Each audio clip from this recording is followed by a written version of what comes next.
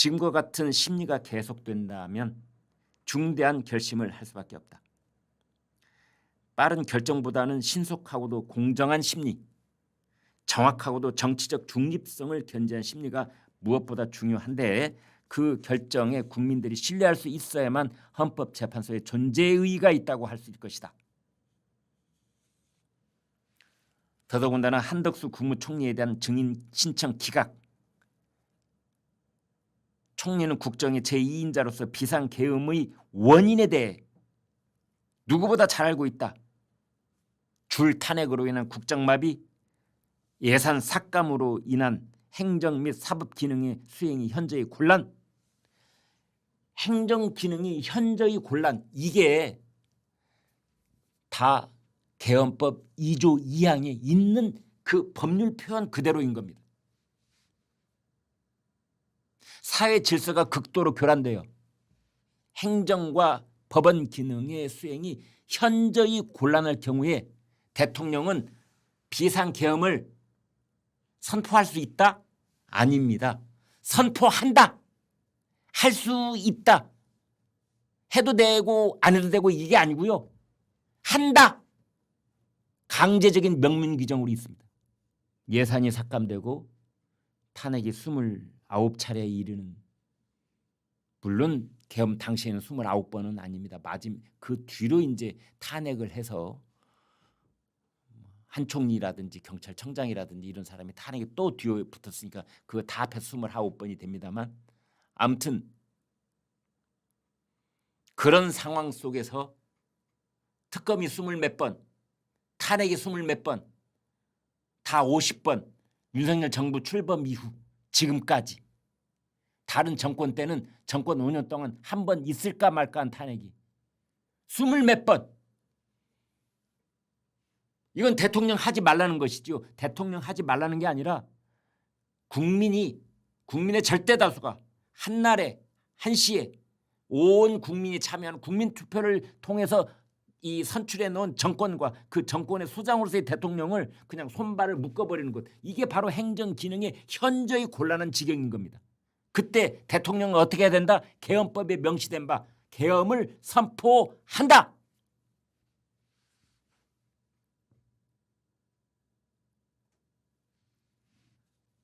그런데 그러한 것들을 모조리 무시하고 있는 헌법재판소, 그러한 사정을 누구보다 잘 알고 있는 한덕수 국무총리에 대해서 국정 2인자며 비상계엄을 선포하지 아니할 수 없는 대통령이 처한 상황에 대해서 누구보다 잘 알고 있는, 비록 비상계엄에 본인이 찬성하지 아니하였다고 하니까 총리의 입장에서는 비상계엄이 선포될 경우에 우리의 대외 신인도가 떨어져서 그로 인한 경제적 타격을 걱정하는 목소리를 내기는 했으나, 그러나 대통령이 비상계엄을 결심하지 않을 수 없는 그 지경에 이르는 상황은 우리나라에서 그걸 제일 잘 알고 있는 사람은 한덕수 총리이기 때문에 총리를 증인으로 신청했던 것인데,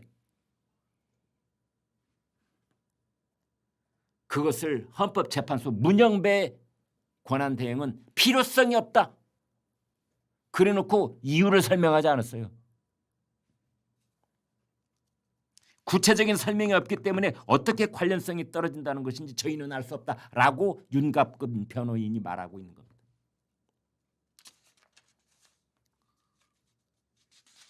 그래서 지금 윤 대통령 변호인 측에서는 한덕수 총리하고 홍장원 전 국정원 1차장 증인 신청을 다시 했습니다.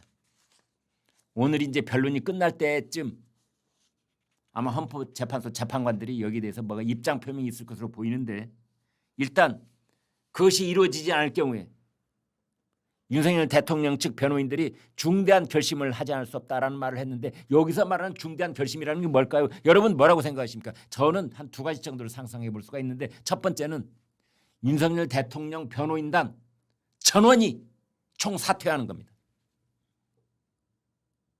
이와 같은 헌법재판소의 탄핵 심판은 더 이상 의미가 없다. 윤석열 대통령 피청구인은 물론 이러니와 윤석열 대통령을 대리하는 모든 변호인단이 모두 한꺼번에 사퇴한다. 이게 중대 결심일 수 있겠습니다. 헌법재판소의 탄핵 심판 자체를 원천적으로 거절하고 부인하고 참여하지 않는 겁니다. 마치 윤석열 대통령이 공수처 수사에 참여하지 않았듯이. 두 번째 중대한 결심이라고 우리가 상상해 볼 수 있는 것은 윤 대통령이 개인적인 차원에서 어떤 결심을 할 수 있지 않을까. 예를 들면 옥중 단식투쟁. 만약에 윤 대통령이 옥중에서 단식투쟁이 들어갔다는 소식만 전해져도 아마 탄핵 반대에 그 운집하는 군중들의 숫자와 그 열기가 몇 배는 상승할 수 있다. 지금 이번 주말에 광주에서 광주시장이 뭐 어디에서 못한다 어디에서 못한다 광주에 있는 민주당 국회의원들이 뭐 갖은 소리로 지금 패악을 부리고 있는데 이 방송 시작하기 전에 저 잘 아는 지인이 전화를 했습니다. 광주에 내려가려고 하는데 표를 구할 수 없다는 겁니다. 표를. KTX가 됐든 뭐 고속버스가 됐든 지금 전국적으로 대통령 탄핵 반대 집회에 참석하려고 하는 사람이 오늘 광주로 간다. 그날 광주로 간다. 이번 주말에. 지금 표가 없다는 겁니다. 오늘 통일부가 대변인 명의로 발표를 했는데 이산가족 상시 상봉의 염원을 담고 있는 금강산 이산가족 면회소를 북한이 철거하고 있음을 확인했다라고 밝혔습니다. 여러분 문재인 정권 때 일입니다. 문재인 정권 때 참 그때 이제 뭐 이것도 만들고 저것도 만들고 뭐 그걸 뭐 이제 뭐 확대를 하고 뭐 어쩌고 저쩌고 그랬는데 아무튼 그 문재인 정권 때는 그러니까 서해안 쪽에는 개성공단의 남북 공동 연락사무소가 있었고요.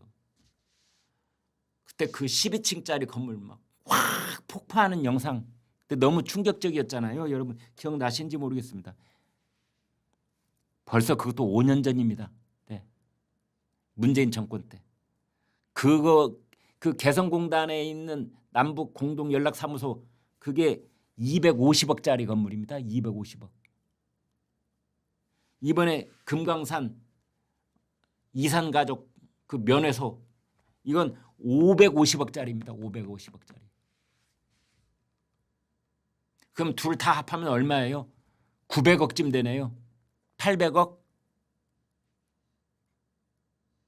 이게 말이죠.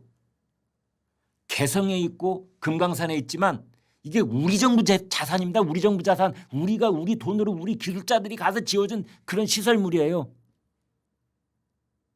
근데 지금 북한이 일방적으로 이걸 폭파하고 일방적으로 철거하고 있는 겁니다. 지금 이 금강산 이산가족 면회소는 지상 12층 지하 1층 면회소 건물이 있고 또 사무소 뭐 2채가 있고 경비실도 또 1채가 있고 이거는 이산가족의 염원을 짓밟는 반인도적 행위임과 동시에 우리 국유 재산에 대한 중대한 침해 행위다. 근데 이거를 우리 정부가 그냥 눈 번이 뜨고 바보처럼 당하고만 있는 거에 우리 국민은 더 분개하고 있습니다. 문재인 정권 때 지금 우리가 북한 쪽에 가야 될 돈이라면서 우리가 만들어 놓은 돈들이 여기저기 숨어 있습니다.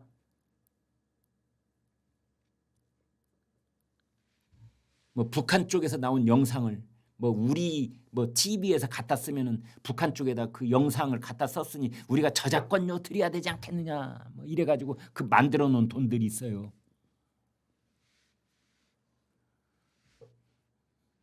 그 돈에서 이거 다 까야 됩니다. 그리고 우리가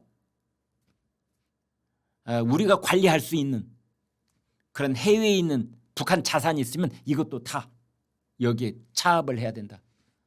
변상시켜야 된다.